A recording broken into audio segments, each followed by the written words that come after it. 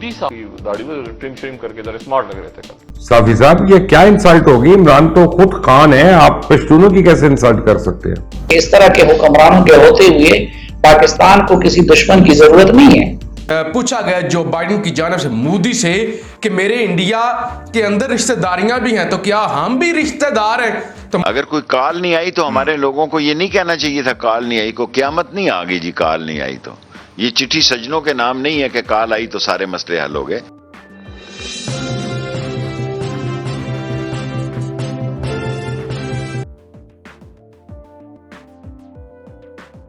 लेकिन आज साफी साहब के ऊपर पहले 6 ट्वीट्स आई हैं, बड़ी खफगी का इजहार किया उन्होंने। जनाब वजीर आजम इमरान खान से कहते हैं जी पश्तूनों की उन्होंने बड़ी इंसल्ट कर दी है। साफी साहब, ये क्या इंसल्ट होगी? इमरान तो खुद खान है, आप पश्तूनों की कैसे इंसल्ट कर सकते हैं? ये जो कल वाली बात थी वो ये थी कि देखिए मुबशर, जो कल वाला यूएन जनरल असेंबली से उनका खिताब था, ये पहले भी 1-2 मरतबा वो ये बात कर चुके हैं, लेकिन अब चूंकि उन्होंने यूएन जनरल असेंबली जो कि दुनिया की तमाम क़यादत के सामने आप अपना बयानिया या अपना स्टेट का नैरेटिव रखते हैं, तो वहां पे उन्होंने तालिबान और टीटीपी के ताल्लुक की बुनियाद वो पख्तूनवली को बता दिया और तालिबानाइजेशन को एक लिहाज से उन्होंने पख्तूनों के साथ जोड़ दिया जो उसके सबसे बड़े सफरर भी हैं। तो ये जो कुछ उन्होंने फरमाया है, एक तो वो तारीखी हकायक के मुनाफी है, गलत बयानी है, और मैं समझता हूं कि खुद तालिबान के साथ भी, जो अफगान तालिबान है उनके साथ भी ज्यादती है, क्योंकि उन्होंने अपनी मूवमेंट के लिए कभी भी कौम परस्ती का आड़ नहीं लिया। वो इमारत की बात करते हैं, वो उम्मत की बात करते हैं, वो जिहाद की बात करते हैं, वो शरीयत की बात करते हैं। और दूसरी तरफ ये भी तारीखी हकीकत है कि पाकिस्तान के अंदर अगर कुछ जिहादी अनासिर या मिलिटेंट उनके साथ मिल गए थे तो उसकी बुनियाद कतन कोई कौमियत नहीं थी या पख्तून वली नहीं थी, बल्कि वो उनके जिहाद, क़ताल और इन चीजों के यकसा मजहबी सोच थी। तो मैंने इसलिए उस पे अपनी नाराजगी का भी इजहार किया और कुछ तारीखी हकायक भी सामने रखे।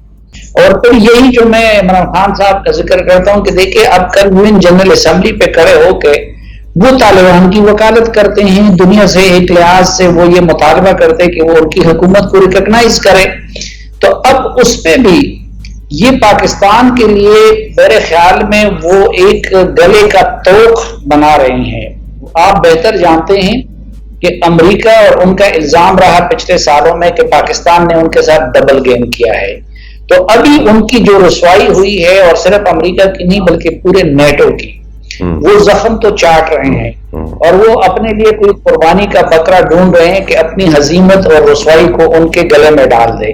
तो जब इमरान खान तालिबान की वकालत करते हैं और वो सब कुछ कर रहे हैं, तो उसका मतलब यही होता है कि वो इमरान खान साहब अमेरिका और उनको कहते हैं कि मैं हूं ना कुर्बानी के लिए, आप आ जाएं। आज बल्कि मेरे प्रोग्राम में ताहिर खान साहब हमारे एक बड़े वेल इन्फॉर्म जर्नलिस्ट हैं, 20 दिन गुजार के वो अफगानिस्तान से वापस लौटे हैं, और मैंने उनसे यही सवाल किया है कि ये जो हमारे वजीर आजम और वज़रा उनकी वकालत करते हैं, इससे तालिबान खुश होते हैं या नाराज? तो उन्होंने यही जवाब दिया है कि वो नाराज होते हैं। वो मेरे टीवी प्रोग्राम में आज उनकी वो बात चलेगी।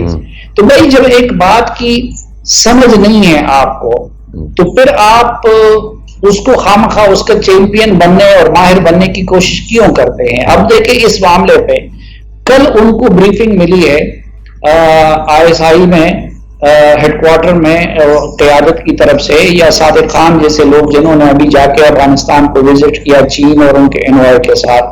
तो भाई आप थोड़ा सा इंतजार करें, लेकिन तकरीर उन्होंने उस ब्रीफिंग से पहले रिकॉर्ड की है, और जाहिर है कि इस वक्त तो सिचुएशन घंटों के हिसाब से बदल रही है।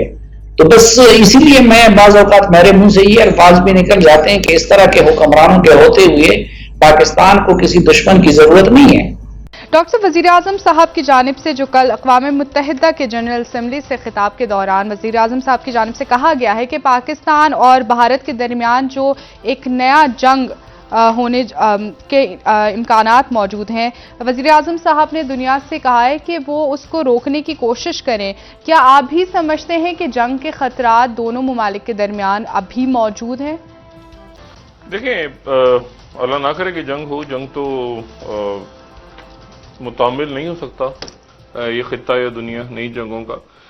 لیکن میں اس میں وزیر اعظم عمران خان صاحب کی تقریر کے ساتھ میں 2-3 اور واقعات کو جوڑ کے پھر ایک کوشش کرتا ہوں کہ اس پہ کوئی تجزیہ اپنا نقطہ نظر بیان کر سکوں. جی. پہلی بات تو یہ ہے کہ وزیر اعظم عمران خان صاحب کی تقریر سے پہلے کل جو ہے وہ بھارتی وزیر اعظم مودی کی ملاقات ہوئی پریزیڈنٹ بائیڈن سے. اور وہ جو ملاقات تھی وہ کچھ تھوڑی سی میں اس پہ تبصرہ اس طرح سے کروں گا کہ اس ملاقات میں ایک تو پریزیڈنٹ بائیڈن نے وہ آن اے لائٹر نوٹ کہا کہ جی جب میں گیا تھا، میں نے پریس کانفرنس کی تھی as a vice president Mumbai میں، تو وہاں پہ بہت سے لوگوں نے مجھ سے کہا تھا کہ جی کوئی اور بھی بائیڈن. میں نے ان سے پوچھا تھا کہ مجھے کئی سال پہلے جب میں آیا تھا سیاست میں تو ایک بائیڈن نام کے کسی شخص نے انڈیا سے مجھ سے رابطہ کیا تھا، یہاں کتنے بائیڈنز ہیں؟ پھر مجھے بتایا گیا کہ یہاں 4-5 بائیڈنز ہیں. تو پھر میں نے مطلب انہوں نے لائٹر نوٹ پہ کہا. پھر مودی صاحب بھی انہوں نے بھی لائٹر نوٹ پہ جواب دیا کہ جی میں اپنے ساتھ کوئی ڈاکومنٹس لے کر آیا ہوں جو آپ کا کوئی انڈیا میں جتنے بائیڈنز ہیں، بائیڈن نام کے لوگ جتنے بھی ہیں تو وہ ان کے بارے میں کوئی ڈیٹیلز ہیں. تو وہ لائٹر نوٹ وہ بات ہوئی کہ اور وہاں پر مودی صاحب، اور ایک بات ویسے مودی صاحب کی اچھی لگی کہ وہ جو ایک عجیب سا ان کی داڑھی میں ٹرم شرم کر کے ذرا اسمارٹ لگ رہے تھے کل. وہ جو ایک بیچ میں عجیب سا وہ انہوں نے بنا لیا تھا نا اپنا اولیا جیسے کہ کوئی گرو ہے، تو وہ ذرا انہوں نے دوبارہ اپنے بہتر اولیے میں تھے. وہ جو بائیڈن اور مودی کی کل ہوتی ہے ملاقات، اس کے اندر جو بائیڈن یہ ذکر کرتے ہیں کہ 1972 کے اندر وہ جب پہلی بار کانگریس کے رکن بنے تھے تو انہیں ایک انڈیا سے خط موصول ہوا تھا جارج بائیڈن نام کے شخص کا. وہ کہتے ہیں کہ جارج بائیڈن نام کا شخص وہ شخص ہے جو ایسٹ انڈیا کمپنی میں کام کرتے تھے، اس کے خاندان والے، اور اس نے انڈیا ہی کے اندر شادی کر لی تھی اور اس نے ممبئی کے اندر رہنا شروع کر دیا تھا. تو مجھے ان کا خط موصول ہوا، میں نے ریسرچ کروائی تو مجھے پتا چلا کہ وہ ہمارے فیملی ٹری کا حصہ ہے. تو اس پر پوچھا گیا جو بائیڈن کی جانب سے مودی سے کہ میرے انڈیا کے اندر رشتہ داریاں بھی ہیں تو کیا ہم بھی رشتہ دار ہیں؟ تو مودی نے بڑا خوش ہو کر کہا جی ہاں ہم رشتے دار ہیں. تو اس سے ہمیں کیا پتا چلا؟ 2002 کے اندر یہی امریکہ کہتا ہے کہ مودی سے بڑا کوئی جلاد نہیں ہے، یہ انسانیت کا دشمن ہے، خبردار اسے امریکہ کے اندر قدم بھی مت رکھنے دینا. اور 2021 کے اندر جو بائیڈن کہتا ہے کیا ہم رشتہ دار ہیں، یعنی ضرورت پڑنے پر لوگ گدھے کو بھی باپ بنا لیتے ہیں. آج وہ مثال سچ ثابت ہوتی ہوئی نظر آ رہی ہے کہ 2014 تک تو بین تھا، ٹریول بین تھا کہ مودی داخل ہی نہیں ہو سکتا. آج آپ کہہ رہے کیا ہم رشتہ دار ہیں؟ جس طرح سے شیخ صاحب تھوڑی دیر پہلے آپ نے کہا تھا کہ اس میں کوئی شک نہیں ہے کہ ابھی بھی اس دنیا کی سپر پاور امریکہ ہی ہے، تو ظاہری بات ہے امریکہ کے اگر مفادات ہمارے مفادات سے متصادم ہے تو we are entitled to take our own line. اور عمران خان نے یہ ہمت کی اور ایبسولوٹلی ناٹ بھی کہا. But at the same time یہ ایشو کیا ہے صدر بائیڈن اور پرائم منسٹر عمران خان کے درمیان؟ اب افغانستان بہت بڑا ایک معاملہ تھا، ایلائز بھی رہے ہیں وار آن ٹیرر میں، ایک دوسرے کے ساتھ چلتے بھی رہے ہیں، پاکستان کی سرزمین بھی استعمال ہوتی رہی ڈرون حملوں کے لیے، لیکن اس کے باوجود اب جب انخلا کا وقت تھا تو کیوں بائیڈن صاحب نے رابطہ نہیں کیا؟ کیا کوئی پرسنالٹی کلیش ہے؟ دیکھیں کوئی پرسنالٹی کلیش کیا ہونا، اب آگے سے تعلقات بہتری کی طرف ہے میرے اندازے کے مطابق. اگر کوئی کال نہیں آئی تو ہمارے لوگوں کو یہ نہیں کہنا چاہیے تھا کال نہیں آئی، کو قیامت نہیں آ گئی جی کال نہیں آئی. تو یہ چٹھی سجنوں کے نام نہیں ہے کہ کال آئی تو سارے مسئلے حل ہو گئے.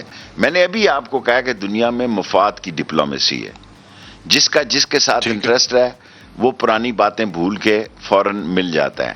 جہاں تک امریکن کا مسئلہ ہے, اگر ہمارے چین سے سال تعلقات اچھے ہیں تو اور اچھے ہونے چاہیے, اور امریکہ کے ساتھ بھی بہتر ہونے چاہیے, اور مجھے یقین ہے یہ بہتر ہو جائیں گے.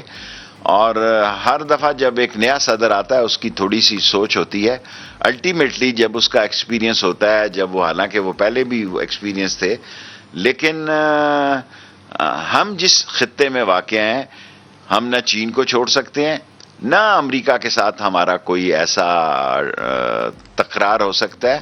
اور مجھے یقین ہے کہ امریکہ کو پاکستان کی اہمیت کا اندازہ ہو جائے گا, اور بالآخر امریکہ بھی افغانستان کی طرف رخ کرنے کی کوشش کرے گا.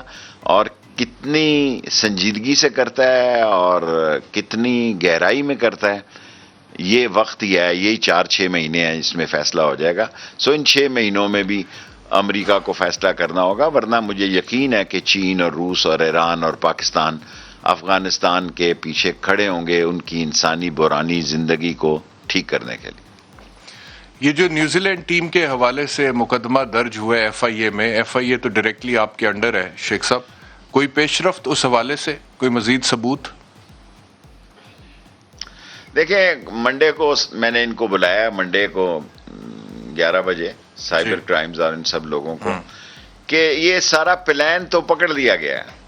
سو دنیا میں کرکٹ ڈپلومیسی بھی بڑی اہم ہوتی جا رہی ہے, اور اگر ہمارے ہاں نیوزی لینڈ کھیل لیتی, لندن, آسٹریلیا اور ویسٹ انڈیز کھیل لیتے تو ایک بہتری کا ماحول جاتا. دیکھیں نا, اصل مسئلہ کیا ہے؟ مسئلہ یہ ہے کہ ہم دنیا کی سب سے بڑی اسلامک ایٹامک فورس ہیں, دنیا کی سب سے بڑی فوج ہیں, جنہوں نے دہشت گردی کو نکیل ڈالی, جانے دے کے ہر روز 1-2 لوگ اپنی جام شہادت نوش کرتے ہیں.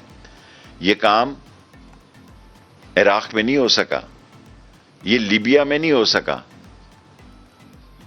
یہ کام سیریا میں نہیں ہو سکا, اور ارد گرد کے ممالک میں دیکھیں کہ وہاں دہشت گردوں نے آدھے علاقے قبضے میں لے لیے, اور یہاں دہشت گردوں کا مقابلہ پاکستان کی عظیم فوج نے اپنی چھاتی پہ کیا, اپنے وسائل سے کیا,